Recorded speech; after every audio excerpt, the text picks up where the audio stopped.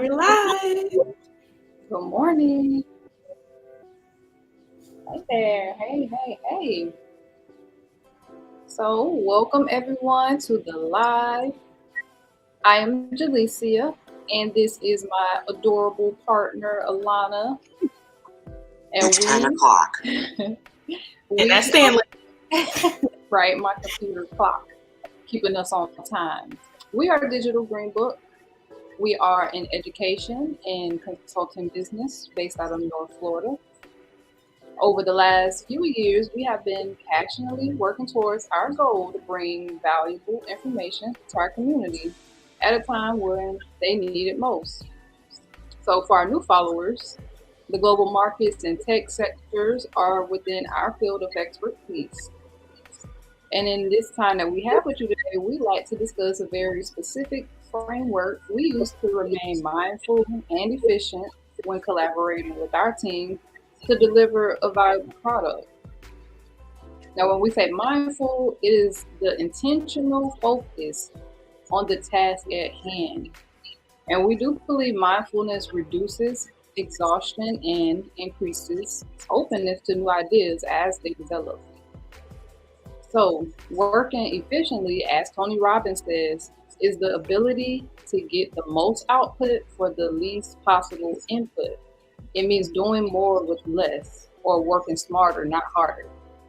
So we like to keep our work days as productive as possible so we can have more time to enjoy with the people we love, right? All right. So you want to get faster, you want to be more productive with your team. Well, we actually came across this study conducted by Atlassian, or some of you may know them to be the creator of Jira. They said that time is money. And on an annual basis, productivity costs per employee added up to over $1,250 for spam, $1,800 on unnecessary emails, and anywhere from $2,100 to $4,100 on poorly written communication. Now multiply that by hundreds, if not thousands, of employees, and that number is staggering. I know many of us have probably wasted, unnecessary hours on meetings. We're not going to spend too much time on that, so we'll drop that little infographic down in the chat if you're interested in reading more. But that was just crazy to us, right? And that's where we're going to dive into while we are here today. So my sister Alana's going to take it away. The amazing thing to us is that you can tangibly add value to the work that you do when you get focused and efficient. Some of the key core values that help you do that are, number one, being committed to your work. I know sometimes people can get burnt out or overwhelmed, but usually those are byproducts of not having a clear vision in mind.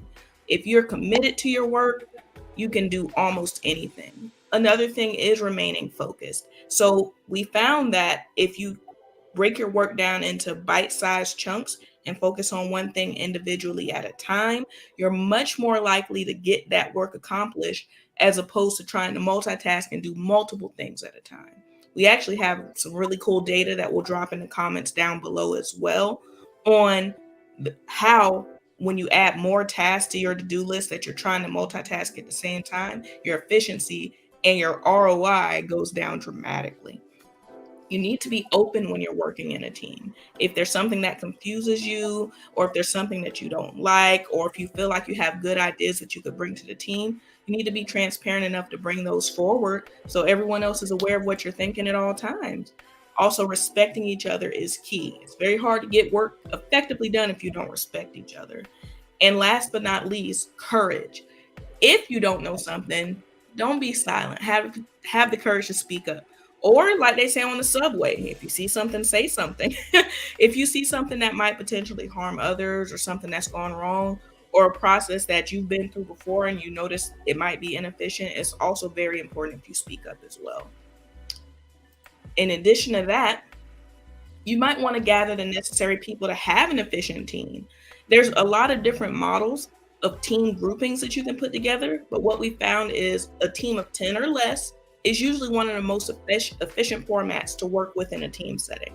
Usually you'll have one person who functions as the coach of the team, making sure people in general stay on task with the tasks that they've assigned themselves. That person, we like to call them the Scrum Master. Jaleesi and I are both Scrum Masters, and we found this to be a very efficient practice when working together. In addition to the Scrum Master, you're going to want someone called the Product Owner. The Product Owner basically is a person in charge of your to-do list, so to speak. They rank that to-do list in order of what's most urgent and pressing, and they sort of help the team delegate that work or choose what work needs to be done most urgently. And then you have the developers or the people assigned to doing that work. Once you have that efficient mix of people in that team, someone to keep people on task, your Scrum Master, your product owner, the person who has that to-do list, that backlog, and the people who are very skilled and great at getting that work done, you're unstoppable. Yay! So now that we have gathered all of our key players, it is time to move. So, as the owners of BitcoinandRace.com, our sellable product first came about with a vision. You can think of these sprints as short projects that usually take 2 to 4 week focus group work sessions. So before the actual sprint starts, it's critical that we make a plan, right? If we have a goal, we have to have a plan to get to that goal. Our sprint planning is our process of laying out the work. And we ask questions such as why? Why is a sprint valuable? In this phase, we communicate our goal and why the sprint is valuable. The second question is what can be done this sprint? So by taking a look at our past performance, we can forecast a reasonable amount of work that can be done. And last but not least, we want to ask how will the chosen work get done? At this point, we take our list of issues and break them into smaller work items that can be completed in a day or less, ideally. So Jira is a well-known software that allows teams such as ours to collaborate and establish transparency. We have the capability to display to our team what we plan to do, what we're currently doing, and what is actually done. So let's take a look at some tools in a minute. My sister's going to take it away one more time. Now we're talking about what does your day-to-day look like when you're actively working. So something called a daily scrum is a brief 15-minute or less meeting where everyone just recaps at the top of the day, like, hey, here's what we're going to get done today. Are there any blockages to getting this work done? Do we have a clear plan for getting this work done? Do we need any more materials or anything like that? Once everyone's on the same page, they get going. After you have that 15-minute powwow, then, and everything's been nice and done and you work throughout the day, there's something called a sprint review. Towards the end of your sprint, you're going to come back together as a team with the customers, the people who invested into your work, product owner, the scrum master, the developers. Everyone's going to come together and review everything that was worked on during that 2 to 4 week period of time. And we're going to evaluate how valuable and how effective it was. And if everyone's really satisfied with the work and they say this can go to market right now, it's usable, you have now completed a very valuable piece of work that got out to the market very quickly. That's amazing. And this is also a good time during the review to see if there's other similar items in the market that you might want to evaluate, or just what the current climate of the market is as well. Great time to do that. Next, after the sprint review where you're reviewing the item or the work that you've completed, there's something else called a sprint retrospective. This is a time just for the team to come together and evaluate how effectively they work together as a team. Did they have everything that they needed? Was the communication there? Was everyone open and transparent? Was everyone courageous and spoke up if they saw issues or if they had doubts within themselves? What was their focus? Was everyone focused? Was there any more equipment or technology needed? After that retrospective happens and everyone's like, okay, this is what we need to be even more effective and efficient next time, you can repeat that entire process all over again in your next 2 to 4 week planning session. Absolutely. So this is going to be for our more technical viewers.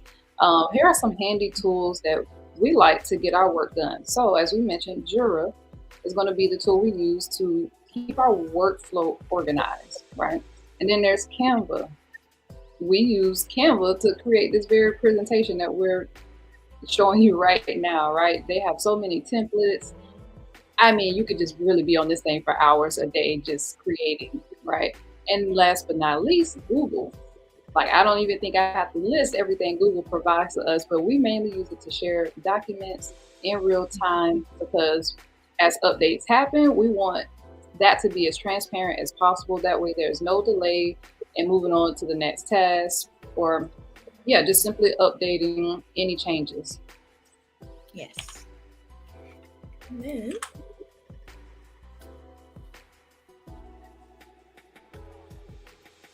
here we go. Yes. Okay. So that brings us pretty much to the end of this presentation. We do hope that you found value in the 10, 11, 12 minutes that we've been here with you all.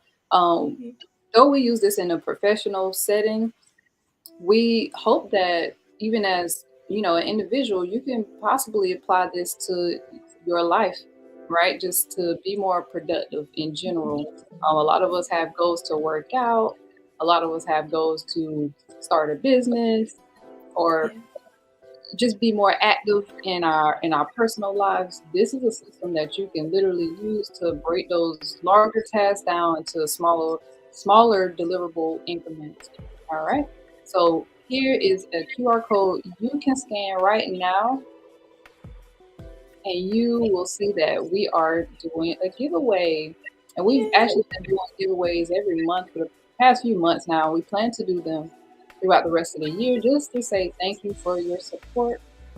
Again, our expertise is in the educational and global market sector. So if you're interested in that, hey, you might be able to win a free session with us. Yes. And this is just our contact information. If you have questions, you can definitely reach out to our business email, digitalgreenbook@protonmail.com. You're already following us here on LinkedIn, or you might be watching us on YouTube right now. Well, whichever one you're on, go follow us on the other platform. And also D Greenbook on Twitter and Instagram as well, if you want to keep up to date with our current content and where we might be popping up and doing events, and our business phone number. Thank you so much to everyone for being here.